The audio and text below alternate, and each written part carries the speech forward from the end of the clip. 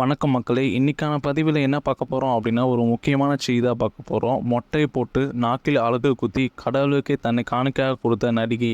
அந்த நடிகை யார், அவங்க ஏன் அப்படி பண்ணாங்க அப்படிங்கிற ஒரு முழுமையான செய்தியை இந்த வீடியோவான பதிவில் பார்த்து தெரிஞ்சுக்கலாம். அதுக்கு முன்னாடி இது மாதிரியான உடனுக்குடன் செய்திகளை தெரிஞ்சுக்க மறக்காமல் நம்ம சேனலை சப்ஸ்கிரைப் பண்ணி பெல் ஐகானை ஆளில் போட்டுக்கோங்க. நேர்த்திக்கடையில் நிறைவேற்றிய இந்த ஒரு நடிகையின் பேச்சானது சோசியல் மீடியாவில் மிகவும் அதிக அளவில் பரவப்பட்டு வருது. அது மட்டும் இல்லாமல் இவங்களோட புகைப்படமும் அதிக அளவில் பரவப்பட்டு வருது என்று சொல்லலாம்.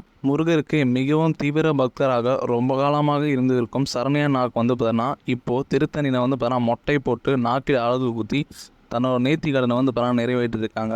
மொட்டை அடித்ததை வீடியோவாக எடுத்து பேசியுள்ள சரண்யா அந்த வீடியோக்கான பதிவு வந்து மிகவும் மகிழ்ச்சியாக வந்து சோசியல் மீடியாவில் பதிவிட்டு வந்தாங்க. தமிழ் திரைப்படத்தில் கடந்த 2004ஆம் ஆண்டு சக்திவேல் அவர்களுடைய இயக்கத்தில் வெளிவந்த காதல் அப்படிங்கிற திரைப்படத்தில் சந்தியாவுக்கு தோழியாக நடித்தவங்க தான் சரண்யா அவங்க.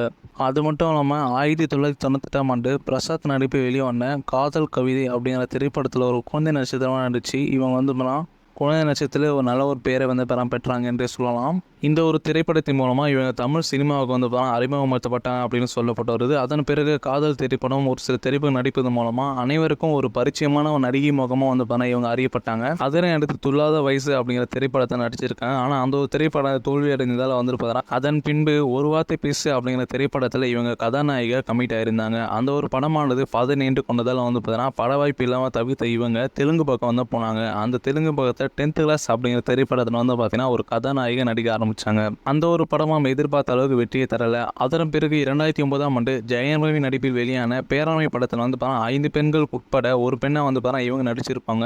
அந்த ஒரு திரைப்படத்தில் இவங்களோட நடிப்பானது மிகப்பெரிய பேசும் பொருளானது. அதன் பின்பு இவங்க கடைசியாக 2015ஆம் ஆண்டு இரவில் அப்படிங்கிற திரைப்படத்தில் வந்து நடித்தாங்க. பிறகு வந்து இவங்க ஆளே காணோம் திரைப்படத்தின் மூலமாக எந்த ஒரு வாய்ப்பும் இவங்களுக்கு கிடைக்கல. இல்லை இவங்க நடிக்கல அப்படிங்கிற காரணம் வந்து யாருக்குமே தெரியாமல் போச்சு 2015ஆம் ஆண்டுகளுக்கு பிறகு. இந்த ஒரு இடைவெளியில் இவங்களோட உடல் பருமன் வந்து அதிகரித்ததால் நடிகர் SP பாலு அவருடைய திரைப்படத்தில் பணியாற்றியும் வந்தாங்க. தற்போது வடபழனியில் எடிட்டிங் ஸ்டுடியோ, ஒரு சிறிய எடிட்டிங் ஸ்டுடியோ வச்சிருக்காங்க. இந்த ஒரு ஸ்டுடியோ வந்து நல்லபடியாக வந்தால் திருத்தணி முருகருக்கு வந்து காணிக்கை செலுத்தி தான் வந்து தன்னோட முடியை வந்து வேண்டியிருக்காங்க.